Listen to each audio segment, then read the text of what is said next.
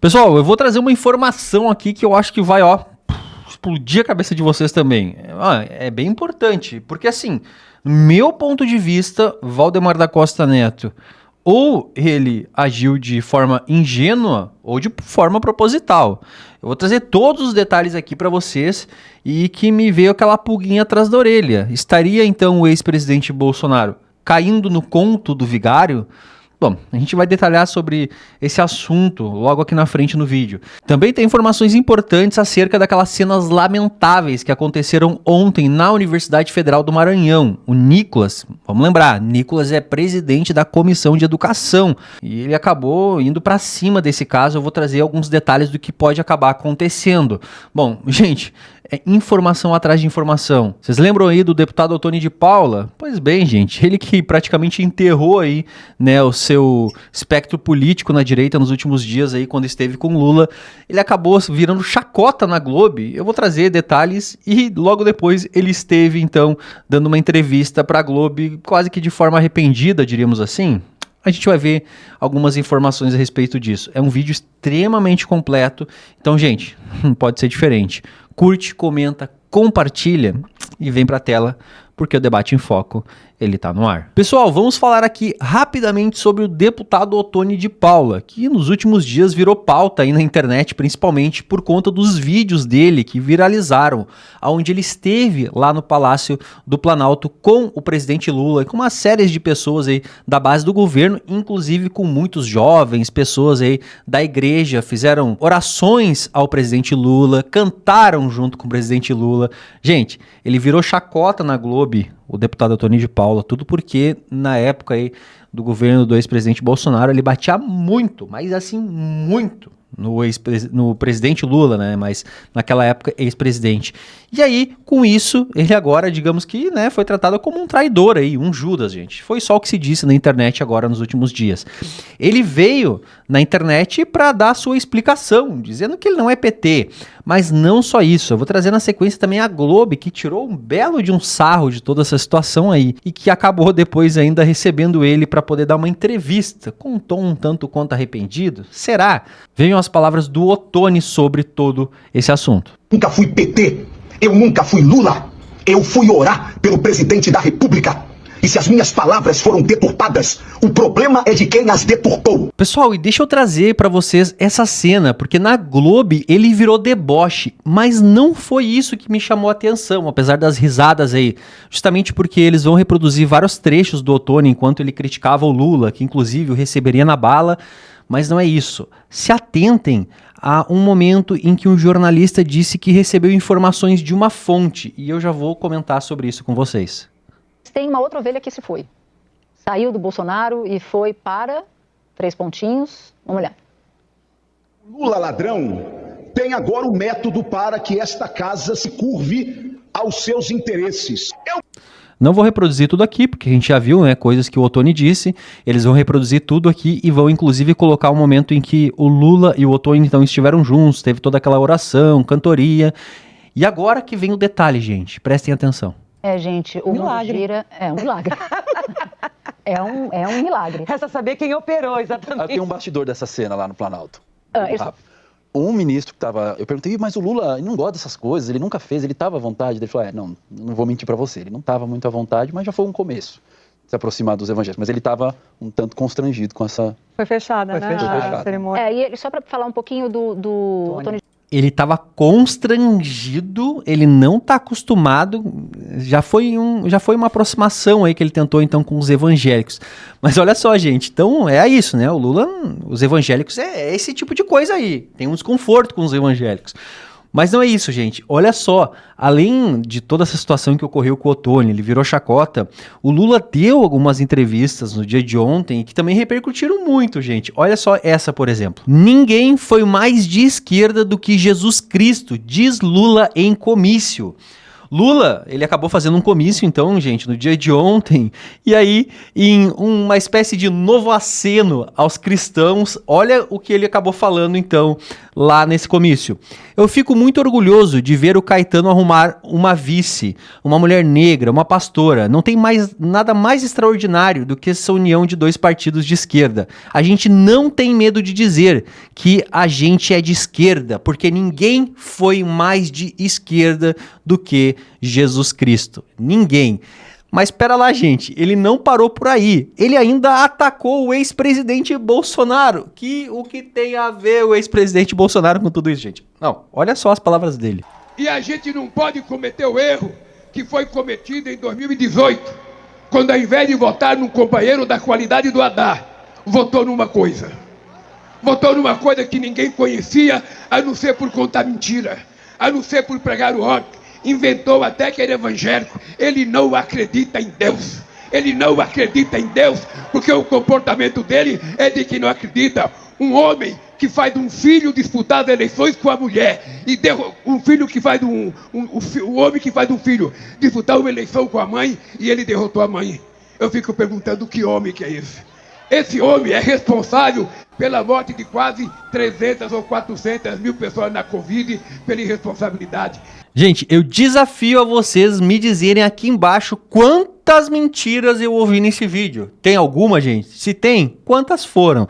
Porque, olha, é inacreditável, gente. Meu Senhor do céu, gente. E no mesmo pessoal que há instantes atrás eu mostrei pra vocês que estava rindo dele, o Ottoni acabou estando presente via videoconferência e deu uma entrevista, meio que justificando a sua ida ao Palácio do Planalto. Mas eu acho que, gente, de fato, acho que por parte da direita ele acabou enterrando aí uma próxima reeleição. Bom, eu quero saber de vocês aqui embaixo. Vocês ainda votariam no Ottoni de Paula? Vamos ouvir um trechinho aqui, então, da justificativa dele. O que aconteceu é que eu sou um homem, primeiro democrata, né? Ou antes disso, eu sou um cristão. E a minha ida lá no Palácio Alto não tem nada a ver com aproximação política com o PT ou com o presidente Lula. Tem a ver que eu sou vice-presidente da Frente Parlamentar Evangélica e estive lá representando o presidente, deputado Silas Câmara. Pessoal, agora eu vou trazer essa informação aqui que ela é bem preocupante e muito importante, gente. Por quê? Porque basicamente aqui o STF vai decidir se as revistas íntimas elas devem acontecer ou não nos presídios. Inclusive tem uma questão aqui de anulação de provas caso seja encontrado nessas revistas. Vamos tentar entender isso daqui. Após maioria para invalidar revista íntima vexatória em presídios, caso vai a plenário do STF. O ministro Moraes, do STF, pediu destaque de ação sobre revista íntima em presídios e suspendeu o julgamento de ação em plenário virtual. Agora, o caso será julgado em plenário físico. Antes do ministro pedir destaque, o Supremo tinha formado maioria para invalidar a legalidade da revista íntima vexatória, além das provas adquiridas a partir desta prática. Com o pedido de destaque, os votos zeram e os ministros vão analisar, assim que o presidente da corte pautar, o tema no plenário físico. Apenas os votos dos ministros aposentados são mantidos nesse caso. O processo voltou à pauta no plenário virtual do tribunal nesta sexta-feira, dia 18, após o pedido de vista do ministro Cristiano Zanin, feito em maio deste ano. Com o voto do magistrado para acompanhar o relator, ministro Edson Fachin, com contribuições de Gilmar Mendes, havia maioria pela inconstitucionalidade da revista íntima vexatória.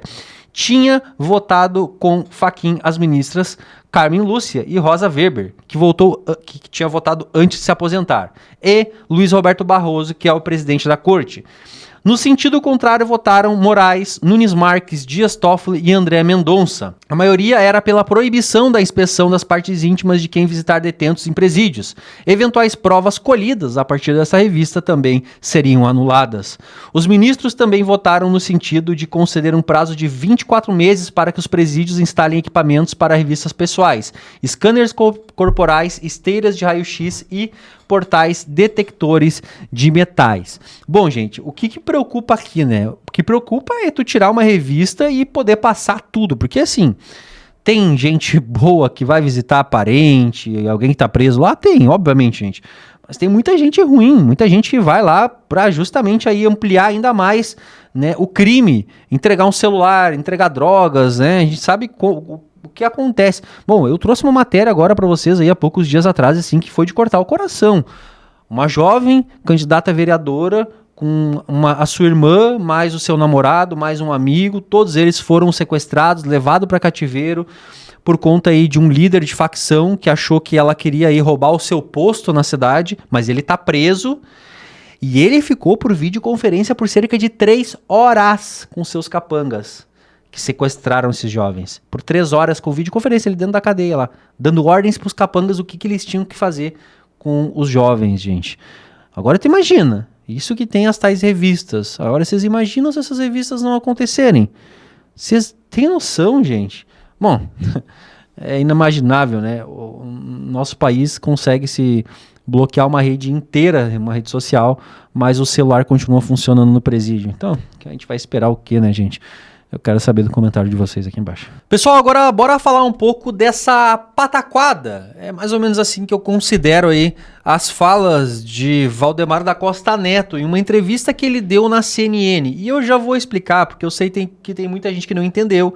Tem outros que vão, de repente, até me chamar de intergaláctico, né? Como o ex-presidente acabou falando aí numa entrevista e muita gente começou a repetir, principalmente aqueles bolsonaristas que acabam não pensando com a própria cabeça, né, gente? E aqui eu sempre falo pra vocês, gente, pensem com a própria cabeça. E é justamente a análise que eu vou fazer aqui, eu quero a opinião de vocês aqui embaixo. Porque olha só, gente, ou, de fato, o Valdemar da Costa Neto falou por ingenuidade, ou teriam segundas intenções. Estaria então o ex-presidente caindo no conto do vigário, né? O ex-presidente achando que poderia ter uma solução aí para sua elegibilidade, ou seja, estar, né, em uma disputa à eleição de 2026, ou está cada vez mais longe, e a sinalização do Tarcísio aí, inclusive por parte do Valdemar, que eu vou trazer na sequência, não seria então um apontamento de que o Bolsonaro já está meio que de lado.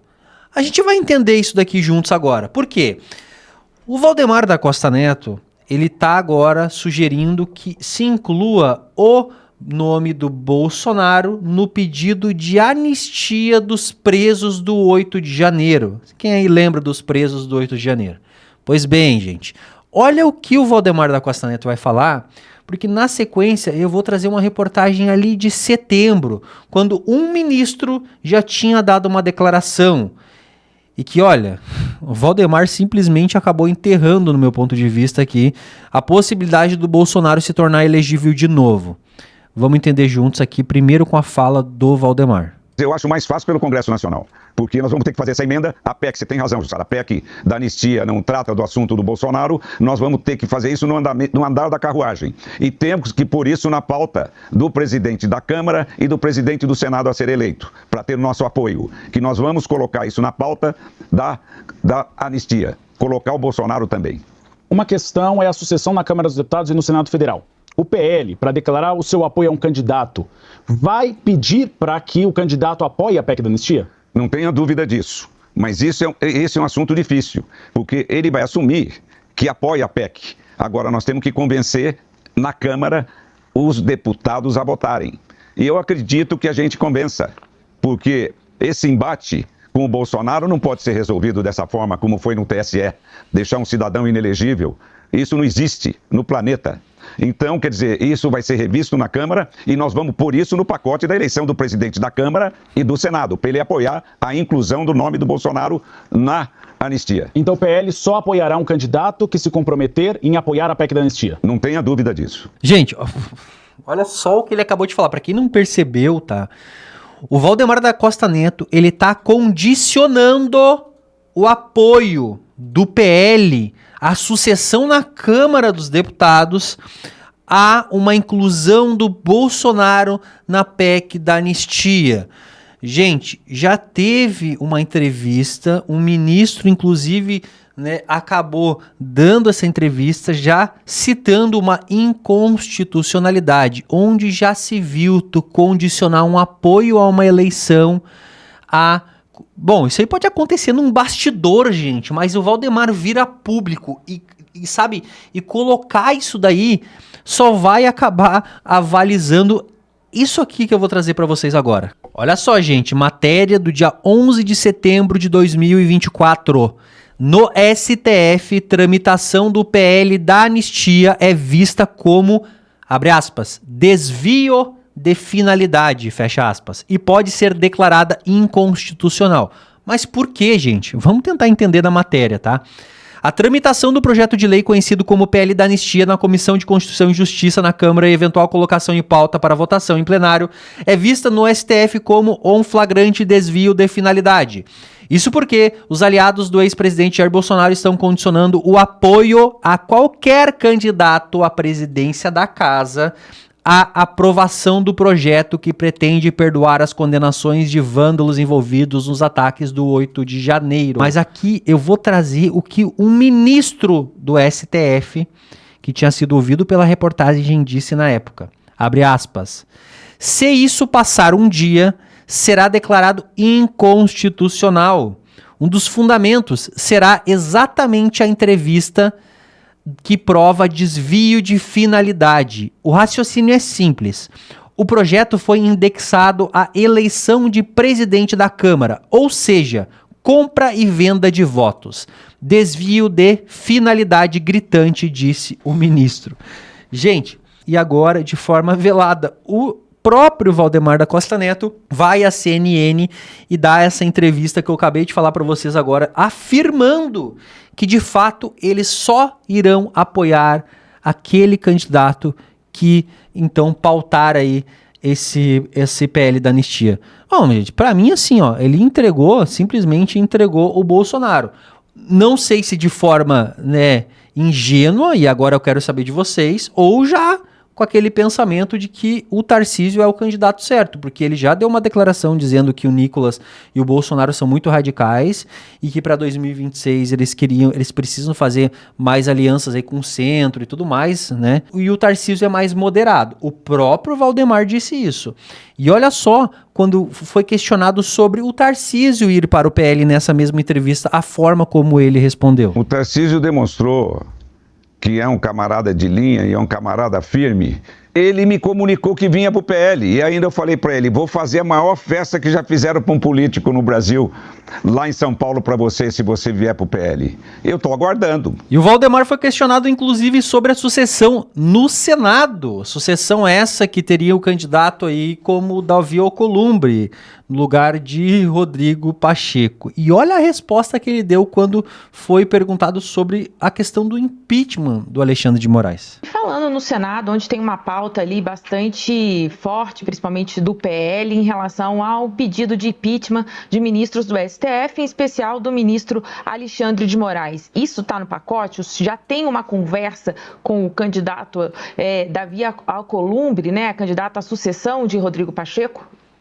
Existe uma pressão grande do nosso pessoal, mas isso, na minha opinião, não está na pauta do Alcolumbre. Existe uma pressão grande do nosso pessoal, mas na opinião do Valdemar não está na pauta de Davi Alcolumbre. Olha, pessoal, e tem mais uma situação aí que ficou bem curiosa nos últimos dias, né? O ex-presidente Bolsonaro, inclusive, acabou falando em uma entrevista lá na Ouro Verde que o próprio Valdemar da Costa Neto teria ventilado aí uma sucessão da presidência ao seu filho Eduardo Bolsonaro. Eduardo Bolsonaro gravou um vídeo também, parou, ele estava em viagem, inclusive, gravou esse vídeo falando sobre a possibilidade, então, de se tornar o presidente do PL.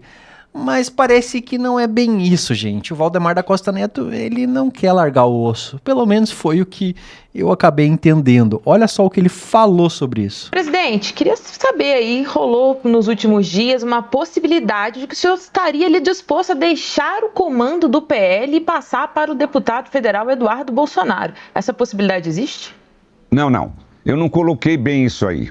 O que nós precisamos aproveitar o Eduardo Bolsonaro, porque ele é o político que mais trabalha dentro do partido. Não estou dizendo para o partido. Ele se dedica a todos os candidatos. O que ele faz no Brasil não existe.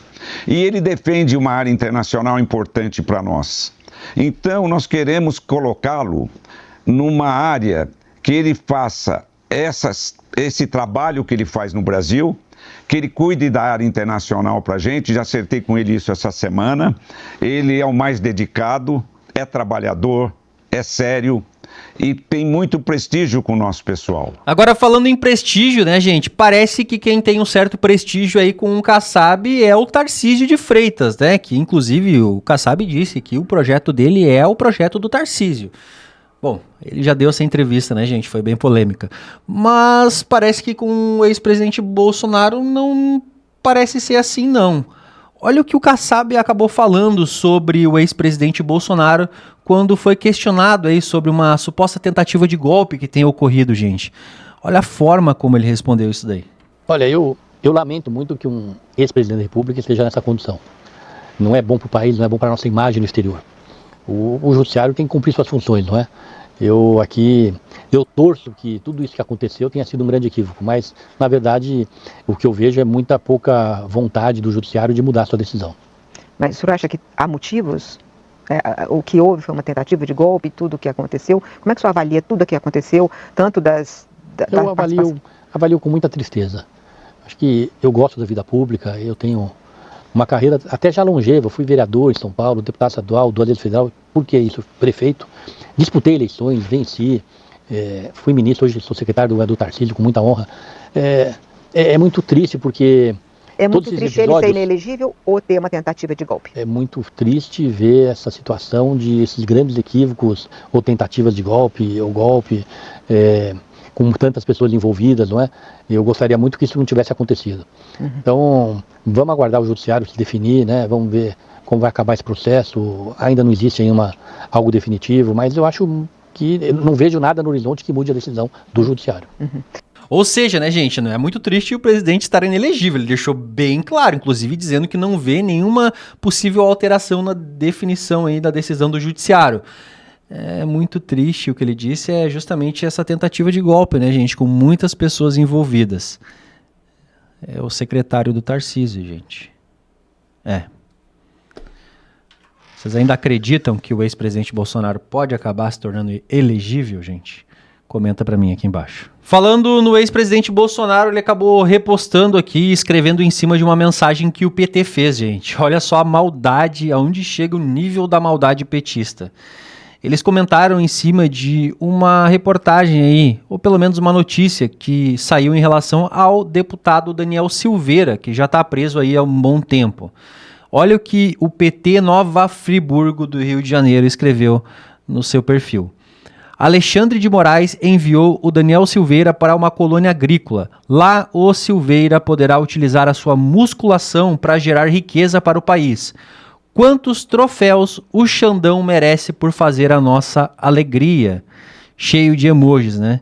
E o ex-presidente Bolsonaro comentou em cima, então, né? Não há limites para a maldade da esquerda. É uma coisa assim, gente, é inacreditável, né? Quando é com o outro lado... não tá nem aí, né? É um F. Eles estão simplesmente dando risada aí.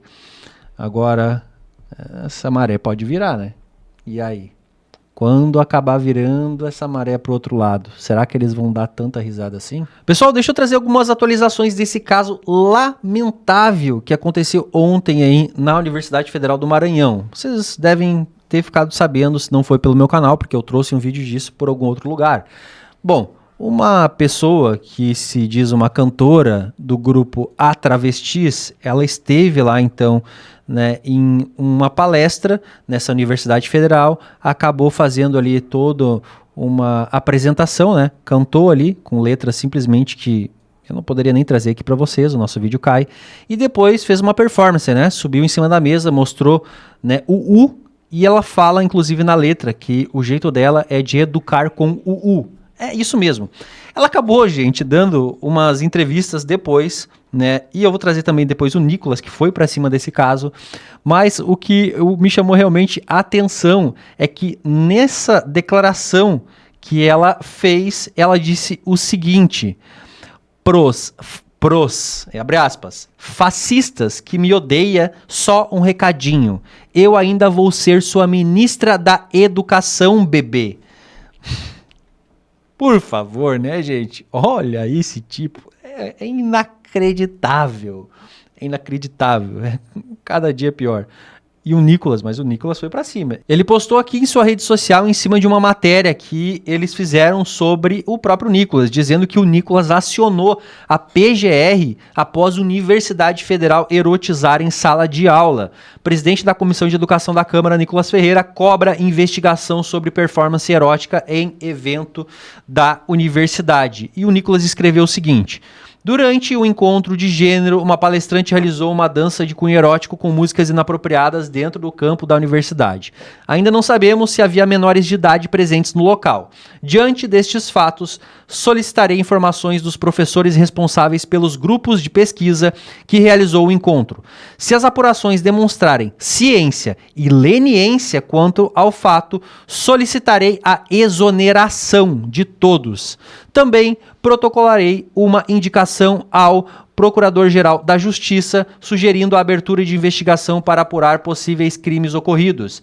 Discutiremos todas as medidas na Comissão de Educação e aguardaremos as apurações e as providências que serão tomadas pela PGR. É isso aí, gente. Vai pra cima mesmo, Nicolas. Vai pra cima, porque assim, ó, eu já trouxe na matéria ontem mais detalhada sobre esse caso. Não é a primeira vez. Já aconteceu no mínimo mais 2 outras vezes no ano passado, inclusive em outra universidade também lá na Bahia. Olha, então isso aí já é corriqueiro nas universidades. Gente, simplesmente isso aqui é inacreditável, né? Eu jamais colocaria um filho meu aqui numa dessas universidades. Tu pensa que o teu filho, né? Antigamente a gente ficava, pô, feliz da vida, né? A pessoa entrou numa federal, conseguiu passar. Hoje tu, pô, tu nem comemora, hoje tu fica triste, né? Tu vê esse tipo de coisa assim, e é lamentável. E ainda com ela dizendo que ainda vai ser ministra da Educação, eu não duvido nada, né? O governante do amor falou ontem que ele é o único que recebe, né, inclusive prostitutas lá no Palácio do Planalto. Ele falou com as palavras dele. O governo do amor tem lugar para todo mundo, né? Vai saber. A figura dessa não para como ministro da Educação mesmo, né? Você duvidaria? Eu não, gente. Pessoal, é uma informação atrás da outra chegando. Tem muita coisa para mim poder falar para vocês ainda aqui. Mas o vídeo já está extremamente longo, quase 30 minutos. Pessoal, vou fazer mais um vídeo hoje no canal aqui. Te inscreve, é importante demais tu deixar teu like também se tu não deixou até agora. E se tu quiser apoiar o canal, tem o botãozinho Seja Membro. Gente, a galera não tá virando membro, não tá apoiando o canal. Apoia, é importante. A gente já tem alguns membros, eu não posso negar. Eu tenho que agradecer. Mas poderíamos ter muito mais. R$ 7,99 por mês, gente. É simplesmente para mim entender o reconhecimento de vocês aí também. Fechou? Eu vou ficando por aqui, mas fica ligado, gente. Logo mais já pode ter um vídeo novo aqui no canal Debate em Foco.